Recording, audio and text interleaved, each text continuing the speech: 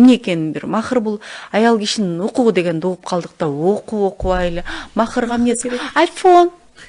Ой Кудай ай. Бул махыр Манас эпосунда Каныкей менен Манастын мисалында алганда келечекте мени баалай ала турган мырза болосуңбу деген жоопкерчилик жана каалабаган никеден сактоочу аялга механизм болуш керек. Сен өтө көп махыр сурасаң, анда сенин колуң сурап жаткан эркек күйөө болууга моралдык укугу албай калат. Сен мага тибейм деп кесир кылып, анткөндөн көрө инатаң сөз тийиш керек. Доссуңар, аяшсыңар, мамилеңер бузула турган болсо анда көп махыр сурап кой деген сыяктуу бала тарбиялоодо өзүңү тарбиялоо деген бул бала вербалдык жактан сөз көрүп өсөт. Бала каяктан сөгүнгөндү үйрөнөт уят сөздү. Ага бирөө жаттатабы. Ой, апа деп койчу, апа, нан де деп атып зорго үйрөтөсүң. Анан биринчи жолу ай чыкты карачы деген ырды энелердин биринчи тырышы баласына ошо биринчи класста ай чыктыны карачыны жаттатам деп түшөт өзү. Кандай кыйын.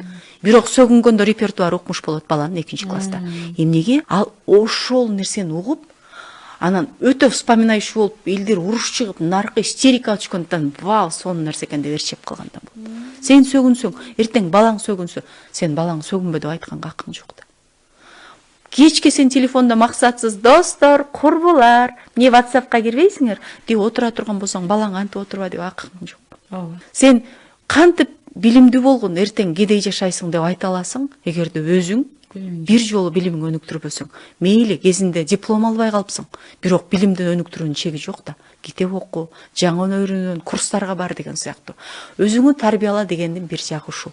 Бирок бала тынымсыз, түрктөрдүн макалы бар. Ташты кемиргенге тете болот баланы тарбиялоо. Ташты кечке тиштей берип, тишиң жешилип, анан таш кичине кетилет. Ошол сыяктуу бала тарбиялоо биздин эркиндигибиз чектелет.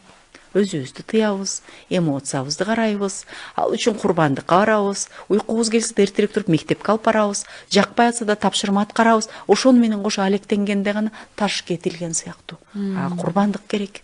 Ошон үчүн баланы тарбиялоо жоопкерчилигин алып төрөдүңбү? Анда тарбияла.